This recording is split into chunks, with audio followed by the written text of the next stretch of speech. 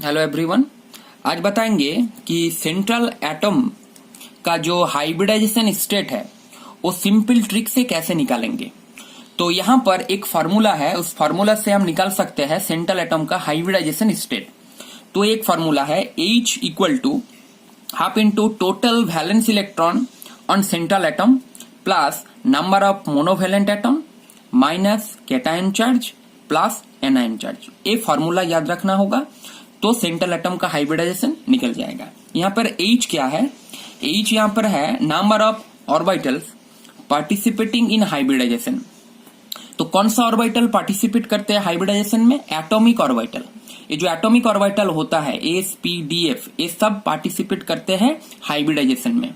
अगर 1s orbital participate किया है और एक p ऑर्बिटल पार्टिसिपेट किया है तो 2 एटॉमिक ऑर्बिटल इंटरमिक्स होने के बाद 2 सेम एनर्जी के हाइब्रिड ऑर्बिटल फॉर्म करेगा। तो यहाँ पर sp अगर 1s प्लस 2p ऑर्बिटल अगर पार्टिसिपेट किया है तो 1 2 3 मतलब 3 ऑर्बिटल इंटरमिक्स होगा और सेम एनर्जी के 3 ऑर्बिटल फॉर्म होगा जो होगा sp2 ये 3 एज हाइब्रिड ऑर्बिटल है। मतलब एटॉमिक ऑर्बिटल जो ओवरलैप एटॉमिक ऑर्बिटल इंटरमिक्स होने के बाद ही हाइब्रिड ऑर्बिटल फॉर्म करते हैं।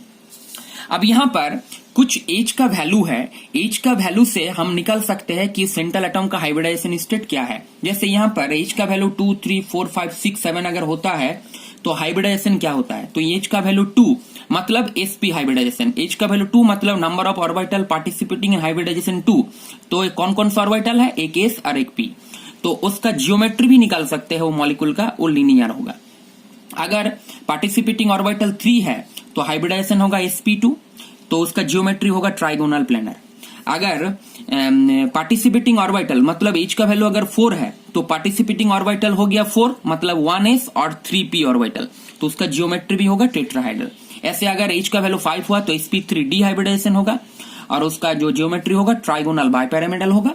अगर 6 है तो sp3d2 तो उसका जियोमेट्री होगा ऑक्टाहाइड्रल। अगर 7 है तो sp3d3 जियोमेट्री होगा पेंटागोनल बाइपिरामिडल। तो एग्जांपल के थ्रू हम समझाते हैं कैसे निकालेंगे सेंट्रल एटम का हाइब्रिडाइजेशन स्टेट। जैसे PCl5 में फास्फोरस का हाइब्रिडाइजेशन स्टेट निकालना है तो फर्स्ट ए वाला जो फार्मूला है इस फार्मूला से निकालेंगे पूरा इसका सेंट्रल एटम का हाइब्रिडाइजेशन स्टेट। तो यहाँ पर हाफ इंटू उसके बाद क्या था? Total valence electron on central atom. तो सेंट्रल एटम का वैलेंस इलेक्ट्रॉन कितना है? यहाँ पर 5 कि वो फास्फोरस ग्रुप 15 में है तो वैलेंस इलेक्ट्रॉन हो गया फास्फोरस का 5, तो 5 लिख दिया यहाँ पर।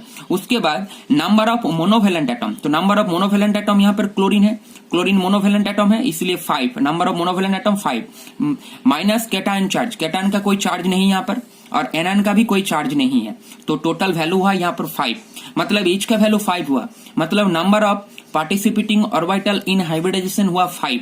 तो 5 ऑर्बिटल कौन कौन सा है? एक s और 3p और 1d मतलब हाइब्रिडाइजेशन होगा sp3d। तो जियोमेट्री क्या हो जाएगा उसका? उसके हिसाब से उसका जियोमेट्री भी निकल जाएगा। और एक एग्जांपल दे रहे हैं, जैसे एक एग्जांपल है CH4 में सेंट्रल एटम हाइड्रोजन का सेंट्रल एटम कार्बन का हाइब्रिडाइजेशन स्टेट। तो यहाँ पर जो टोटल वैलेंस इलेक्ट्रॉन है कार्बन का वो 4 है और मोनोवैलेंट एटम 4 है, कैटायन का कोई चार्ज नहीं है, एनायन का भी कोई चार्ज नहीं है। तो इसीलिए एच का वैल्यू वहां पर 4 हुआ तो sp3 हाइब्रिडाइजेशन होगा और जियोमेट्री उसके हिसाब से वो निकल जाएगा। उसके बाद PCl3 में सेंट्रल एटम फास्फोरस का हाइब्रिडाइजेशन निकालना है तो सेम टाइप्स में निकालेंगे। तो यहाँ पर H equal to half into total valence electron central atom 5 number of monovalent atom 3 तो टोटल हो गया 4 मतलब 8/2 मतलब 4 तो sp3 हाइब्रिडाइजेशन हो गया। नंबर ऑफ ऑर्बिटल पार्टिसिपेट किया है 4 मतलब sp3 होगा। उसके बाद H3O प्लस, तो H3O+ यहाँ पर ऑक्सीजन का हाइब्रिडाइजेशन स्टेट निकालना है। तो यहाँ पर H इक्वल टू जो होगा हाफ इंटू ऑक्सीजन का वैलेंस इलेक्ट्रॉन है 6, हाइड्रोजन मोनोवैलेंट एटम है यहाँ पर 3 तो हाइड्रोजन मोनोवैलेंट एटम है 3 और यहाँ पर एक कैटायन का चार्ज है, क्यों? यहाँ पर पॉजिटिव चार्ज 1 है तो इसलिए माइनस कैटायन चार्ज और एनायन चार्ज होता तो और लिखते, यहाँ पर नहीं है तो इसलिए -1 मतलब 8/2 मतलब 4 मतलब sp3 हाइब्रिडाइजेशन होगा ऑक्सीजन का। उसके बाद POCl3, तो POCl3 में फास्फोरस का हाइब्रिडाइजेशन स्टेट निकालना है तो यहाँ पर H इक्वल टू होगा हाफ इंटू